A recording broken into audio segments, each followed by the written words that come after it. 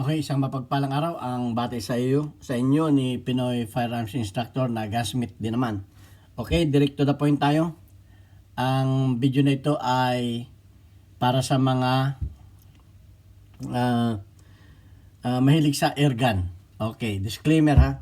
Ang airgun ay hindi pare-pareho ang design o itsura, pero ang laman sa loob o ang kanyang major parts ay isa lang. So yan ang ating pag-aaralan ngayon at yung may mga gustong malaman kung paano ang airgun ay pumuputok, bakit ito wala namang itong pulbura, bakit ito pumuputok at ano ang dahilan at para magkameron kayo ng idea at ano ang mga parts nito sa loob at kung kayo ay merong airgun, baka magkameron kayo ng idea na kung may sira, alam na ninyo kung ano ang nagiging diferensya. So ito na yung mga major parts ng airgun na kung tawagin natin ay PCP. Okay, mag-concentrate tayo sa mga major parts. Meron diyang mga accessories, kamukha ng mga scope, mga ilaw, mga saring accessories. So ito yung ipapakita ko sa inyo na modelo ng airgun na PCP. Ito siya. Ayan. Binaklas-baklas ko na para maging madali nating magawa. So ang importante sa airgun ay itong tangke. Ito yung tinatawag natin na tank. At ito ay ito yung kinakargahan ng hangin sa pamamagitan ng intake valve. Ito yung intake valve niya. Papakita ko lang sa inyo para makita ninyo kung bakit may intake valve yan. Ayan.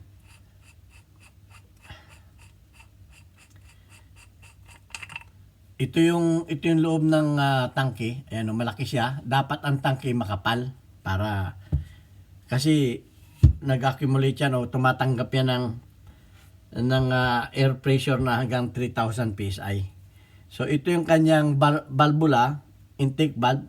So papasok dito yung hangin, may mga adapter yan dito. May adapter dito.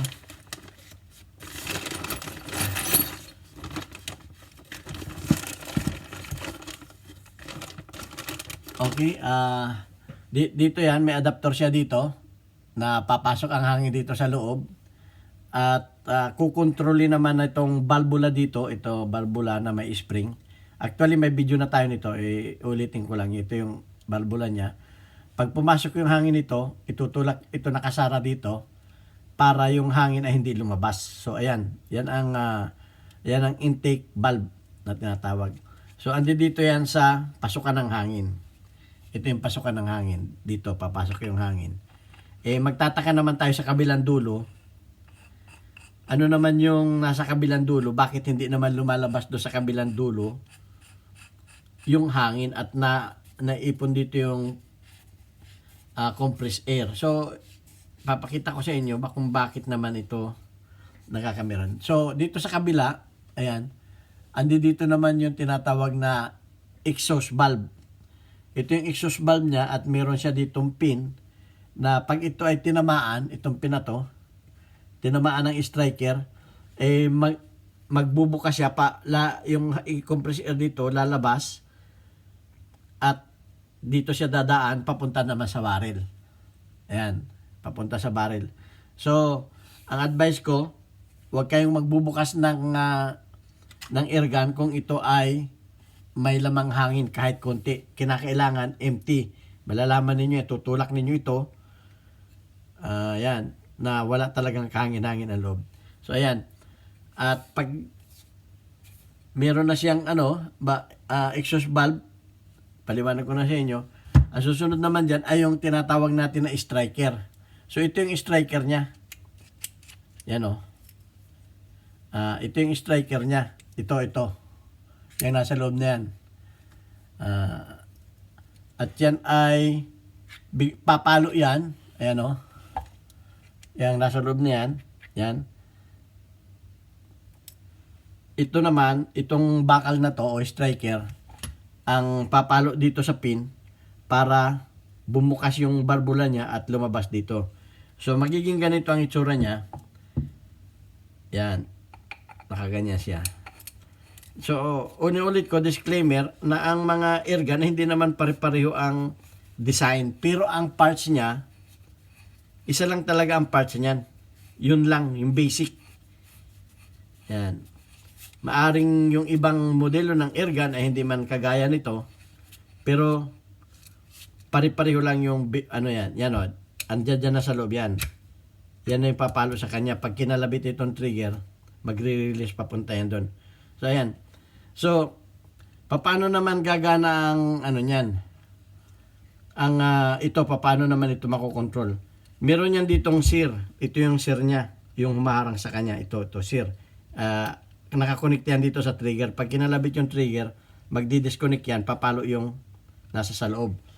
So, ang susunod na ikakabit dyan ay itong, kung tawagin natin ay, ito na yung ano na, retractable bat o handle niya.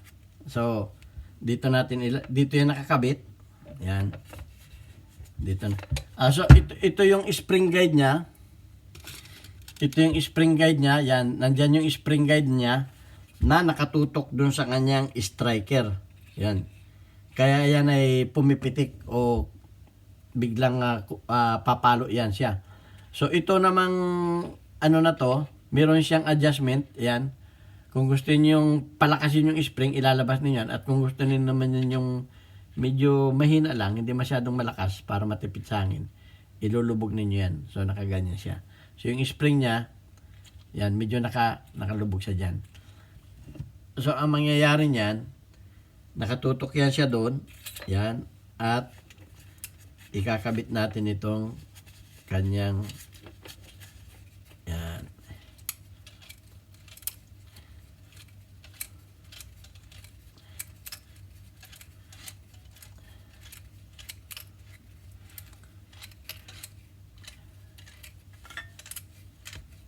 Yan. Pag nakakabit na yan, ganyan, ay hihigpitan natin itong kanyang lock para hindi siya gumalaw o umikot. Para hindi umikot ito.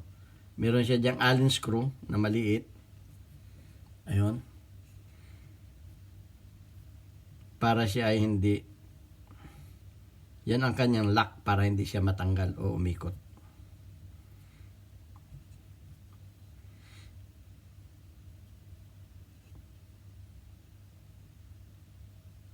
Ayun. So, hindi na ito iikot. Okay, kunti pang higpit. Walang pa sa higpit.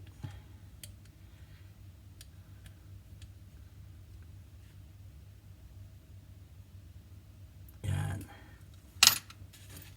Yan o.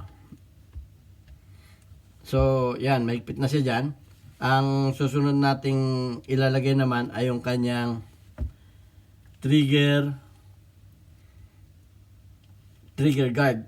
So sa trigger guard, diyan nakapasok yung kanyang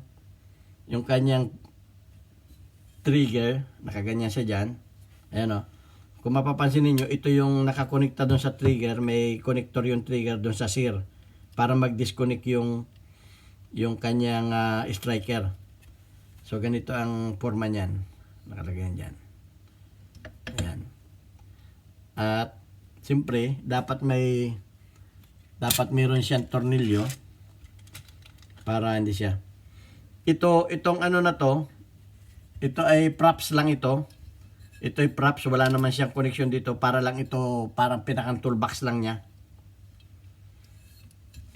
Okay. Kaganyan lang siya. So, nakatornilyo yan siya dyan. Okay, disclaimer sa inyo, itong ating video ay wala itong edit. Hindi naka-edit ito, basta dire-diretso lang siya. Kaya gagawin lang nating mabilis. Kasi nga wala akong tiyaga sa pag-i-edit. Yan, nakatornilyo siya dyan. Yan. Itong part na ito yung dekorasyon lang. Dekorasyon lang ito. Wala naman talagang magazine na ganyan ng ano. ang mga PCP. Okay? Dalawang tornilyo niya, isa dito. Yan, isa dyan. So napakadali lang ng napaka-importante kasi kung kayo ay may airgun o PCP na alam ninyo ang function ng baril na hawak ninyo, kung bakit yan ay gumagana, pumuputok. So gayon, aware kayo at maiwasan ninyo yung aksidente. Inulit ko, wag kayong magbubukas ng airgun kung may lamang hangin. Sisiguraduhin niyo na wala siyang hangin, wala siyang oxygen sa loob. Kasi iwasan natin ang mga minor accident.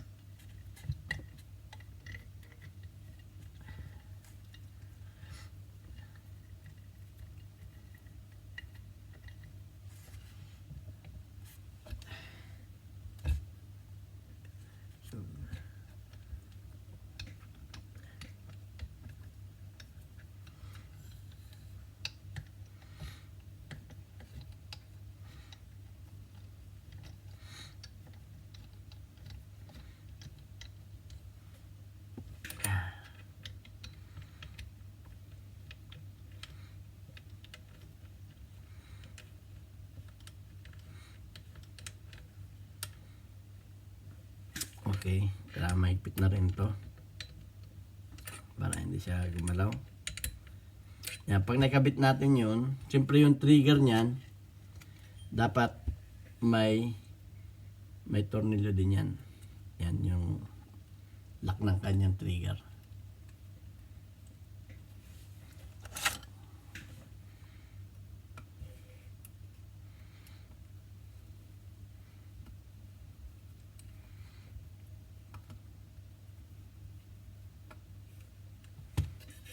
Okay. So nakakabit na yan. Mamaya natin kakabit itong grip panghuli na. So meron siya ditong shape. Yan, may shape siya diyan. Ito yung shape niya. Shape and shape. Yan. Pag ganyan shape, pag tinulak niyo dito yan ang shape, hindi puputok yan. Pag tinulak niyo dito po, nakalock siya. Okay, ang susunod naman natin diyan ay barrel na. Okay, andi dito na sa ibabaw yung barrel. Ito yung kanyang disconnector na pagsasabitan ng kanyang bolt. So, ang barrel assembly niya, ito. Of course, kung mapapansin niyo may o-ring siya dito, para pag lumabas yung hangin dito, hindi lalabas walang lalabasan yung hangin, kundi papunta lang doon sa butas na yon. So, yung butas na yon ay dito, nakatapat, at dito dadaan yung hangin papunta sa barrel. Okay, so ipapasok natin siya ng lagyan natin ng konting langis para hindi mahirap pasok. Yan.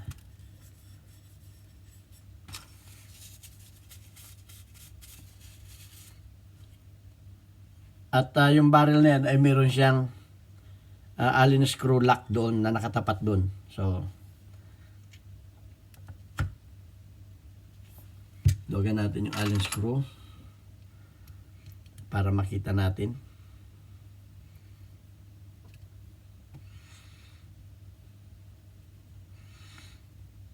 Yan.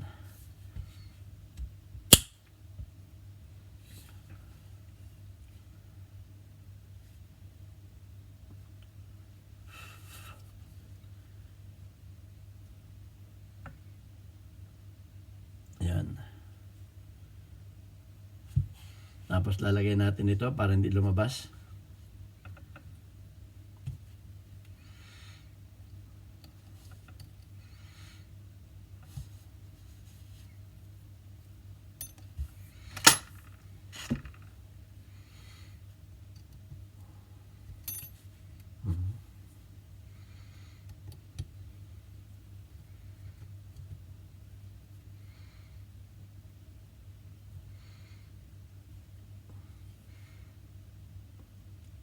Ang design nitong PCP na ito ay napakasimple. So ito, tatapat natin doon sa daanan ng hangin. Ayan, tatapat natin doon. Papasok natin ganon. Pagkatapos ay itutornilyo na natin. So, ito yung mga tornilyo niya. Isa dito.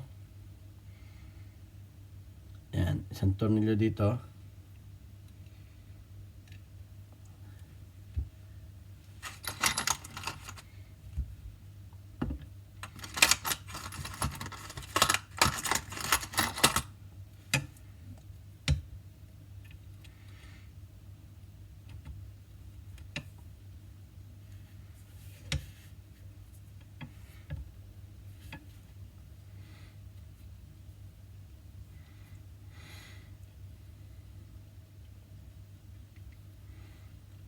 Okay, yung mga hindi pa naka-subscribe sa YouTube channel ko, kung kayo mga gun owner at mahilig kayo sa baril, subscribe lang ninyo at pindutin ninyo yung notification bell. Okay? Para maging updated kayo sa mga videos ko.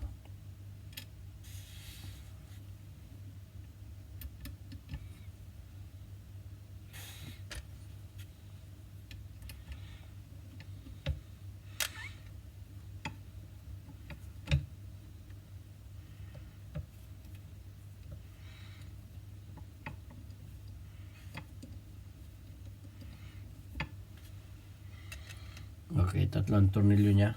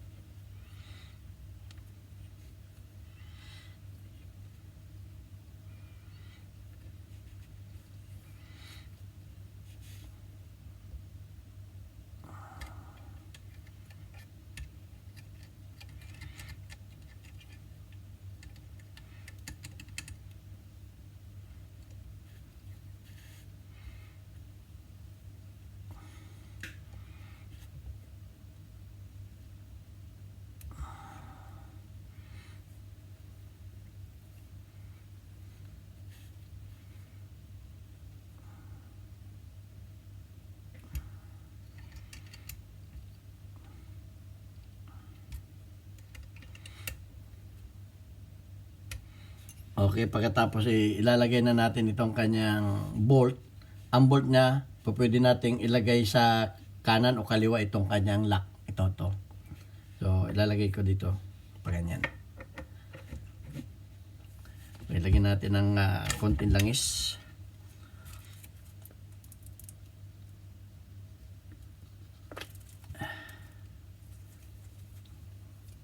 Yan.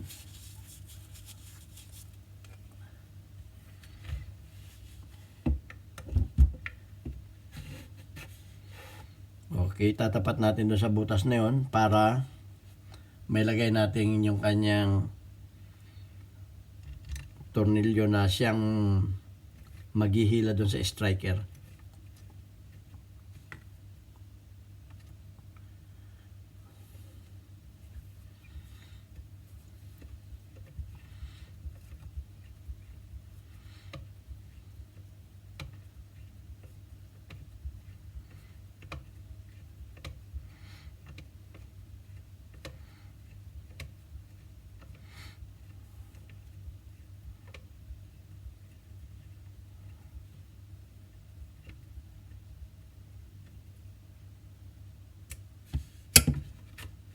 Ayan. Pag hinila natin to,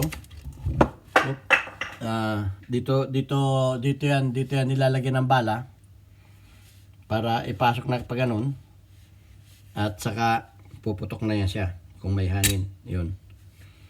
So, ang huling ikakabit natin ay yung kanyang grip.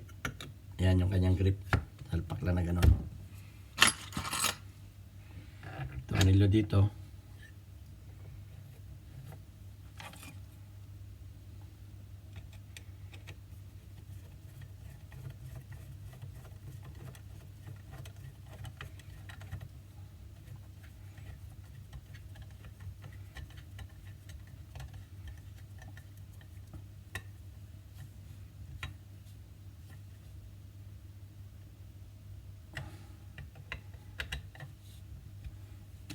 Okay, ito naman wala naman itong purpose kundi ito ay isang ano lang siya, parang lagayan mo siya ng bala, parang pinakang toolbox lang at decoration para maganda. Yan, ganyan lang ang purpose niya, parang decoration lang siya. At yan, okay na siya. Ito nang itsura niya. Ano natin? Yan, ito na yung itsura niya. At ang magiging accessories naman ito ay yung tinatawag natin na scope. Okay? Yan. So, itong kanyang bat, retractable yan. Pwede ninyong hilahin na ganon. Yan. Meron siyang, ito yung lock niya. Yan, naglalak siya dyan. At pagkatapos, yung kanyang, itong mga scope, kamukha nito, ito yung mga accessories niya. So, tingnan natin ang itsura kung pag siya ay may nakalagay na accessories. Yan kayo yung ano nito.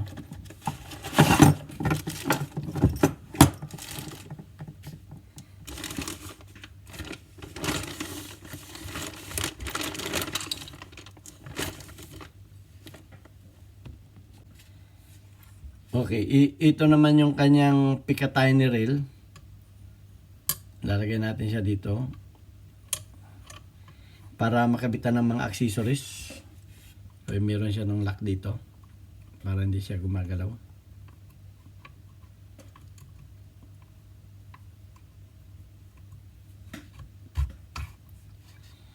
Ayun. Diyan siya nakatapat para hindi siya gabal yung paglalagay ng bala dito.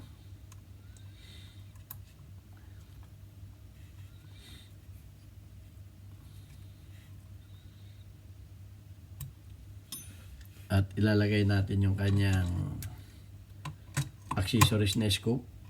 Yan.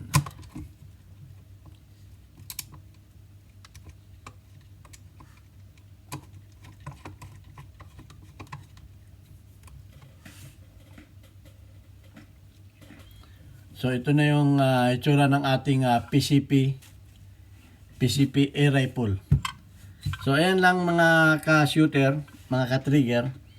Ang napakadali lang kung alam natin ang laman ng ating mga laruan na PCP. Okay. Ayan na. So kung kayo bago pa lamang kayo sa aking YouTube channel, please subscribe and share para marami kayong matutunan tungkol sa inyong mga baril na personal na gamit. At hindi na kayo mahirapan na alamin pa kung mga ano ang mga sira nito o paano ang paggagawa para kayo ay magkameron ng idea. So please subscribe and share my YouTube channel. Ito ang ating PCP na ating ni-review sa video na to.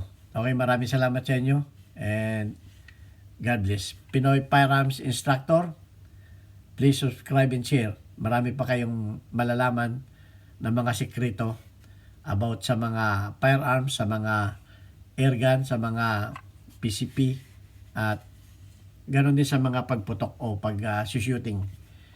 Okay, maraming salamat sa inyo at God bless us.